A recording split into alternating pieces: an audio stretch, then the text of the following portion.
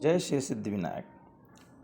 शिक्षक भर्ती MP TET में, राजस्थान रीट में सिलेबस के आधार पर किस तरीके से अपन पढ़ाई करें, इसके बारे में मैं इस वीडियो में बताऊंगा। वीडियो पूरा देखें और अपनी जो गणित है उसको अच्छा प्रिपेयर करें, तैयार करें। देखिए, इस सिलेबस में आपको दिखाया गया है संख्या पद्धति 1000 से बड़ी संख्या को पढ़ना लिखना, 1000 से बड़ी संख्या पर स्थानीय मानों की समझ। अब मैं बताता हूँ आपको कि बड़ी संख्या के लिए जितनी बार बड़ी बोले उतनी बार 9 लिख दीजिए, लेकिन छोटी के लिए जितनी बार बोले उसमें 1 जीरो कम लगा दीजिए। जैसे 6 अंकों की बड़ी पूछा तो 6 बार 9 लिख दिया, लेकिन छोटी पूछा तो 1 जीरो कम कर दी, मतलब 5 जीरो और 1। ये है छोटी बड़ी की समझ।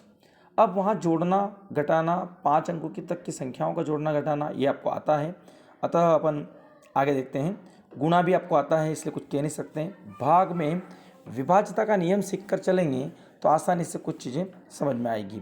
जिसको विभाज्यता के नियम आप जानते हैं या फिर मैं अगले वीडियो में पूरा बताने की कोशिश करूँगा, लेकिन अपन जैसे भिन्न को समझें। भिन्न की अवधारणा में कुछ नहीं करना है, आपको सिर्फ इतना समझना है कि अंश बटे हर को ही भिन्न बोलते हैं।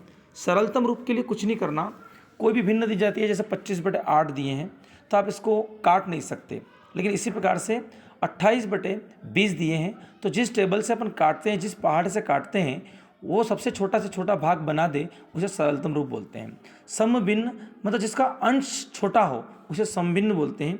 जिसका हर बड़ा होगा, इसी प्रकार विषम भिन्न में अंश बड़ा होता है। इसी प्रकार से भिन्नों की जोड़ घटाना गुणा भाग अपन समझ सकते हैं, लेकिन समतुल्य भिन्न को मतलब होता है कि 4/5 लिखा है, इस भिन्न के समतुल्य कौन होगा। तो आपको 4/5 का समतुल्य बताना पड़ेगा। कोई भी अंक हो सकता है, जैसे मान लीजिए कि 16/20 लिखा हो तो इनको काटेंगे तो 4 चौक 16 और 4 पंजो 20 बन जाएगी।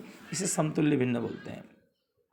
अब देखिए, अपना भिन्न का दशमलव ज्ञान, दशमलव संख्या को भिन्नों का ज्ञान, ये आपको अगले वीडियो में बताऊंगा।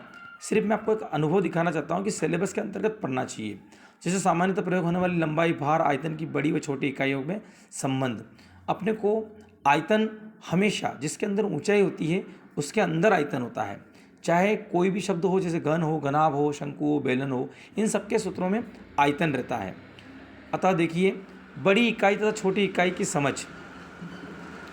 बड़ी इकाई छोटी इकाई से मतलब होता है कि किलोमीटर बड़ा होता है, मीटर छोटा होता है, मीटर बड़ा होता है, सेंटीमीटर छोटा होता है, सेंटीमीटर बड़ा होता है, मिलीमीटर छोटा होता है। इसे कहते हैं बड़ी इकाई और छोटी इकाई की समझ। आगे देखिए, ज्ञात कीजिए कि किसी वस्तु का ठोस का आयतन। ठोस वस्तु मतलब किसी भी वस्तु को, चाहे डस्टर देख लीजिए आप, चाहे एक मतलब फुटबॉल देख लीजिए, ये चीज़ें एक ठोस भाग होता है, जिसे उसका आयतन ज्ञात करने के लिए सूत्र याद कर पाएंगे तो अपन आयतन ज्ञात कर पाएंगे। इसी प्रकार से देखिए, पैसा, लंबाई, भार, आयतन, समय अंतराल, ऐसी संबंधित जानकारी आपने को होना चाहिए। पैसा से मतलब हुआ, जैसे आपसे पूछा जाता है कि 565 पैसे को रुपया पैसे में बदलिए, तो आप इसको 5 रुपये 65 पैसे बदलेंगे, इसको इस रूप में बदलेंगे। अगर दशमलव रूप देंगे तो 5.65 रुपया बन जाएगा इसका। इसी प्रकार से लंबाई, भार, आयतन सभी को इस तरीके से देखा जा सकता है। मीटर को सेंटीमीटर में बदलिए। अब आपको बताया गया है कि मीटर को सेंटीमीटर में बदलना मतलब बड़े से छोटे में जाना है तो गुणा करना पड़ेगा, और छोटे से बड़े में जाना है तो भाग करना पड़ेगा। बड़े से छोटे में जाना है तो गुणा करना पड़ेगा। जैसे मीटर को सेंटीमीटर में ले जाना है तो 8 मीटर का सेंटीमीटर कितना बनेगा, तो 800 बनेगा, क्योंकि बड़े से छोटे में गए। लेकिन अगर आपके पास लिखा है कि 450 सेंटीमीटर लिखा है, उसको मीटर में बदलना है तो 4.50 मतलब 4 मीटर 50 सेंटीमीटर इसका उत्तर है। अब आगे देखिए आप, इसी प्रकार से हम सब चीज़ की समझ देना है। प्रति सिलेबस को उठा के अपने को प्रैक्टिस करना है, जिससे अपना कोर्स अच्छा और अपनी अच्छी स्थिति हो सके। जैसे वृत्त के केंद्र हमेशा O होता है, जो बीचों बीच होता है, जहाँ से होकर एक व्यास गुजरता है। व्यास सबसे बड़ी जीवा होती है और त्रिज्या व्यास का आधा होता है। वृत्त के केंद्र से कोई भी गुजरने वाली चीज़ को व्यास कह सकते हैं, और वृत्त के किसी भी सिरे पर टिकी हुई चीज़ को जीवा कहते हैं। सिर्फ वृत्त की सबसे बड़ी जीवा व्यास इसलिए कहलाती है कि वो केंद्र से होकर गुजरती है। इस प्रकार से हम इन चीज़ों को संबंध को समझें। अब आप इस सिलेबस को, इस आधार पर पाठ्यक्रम को पढ़कर अपनी स्थिति, मन स्थिति को तैयार करें।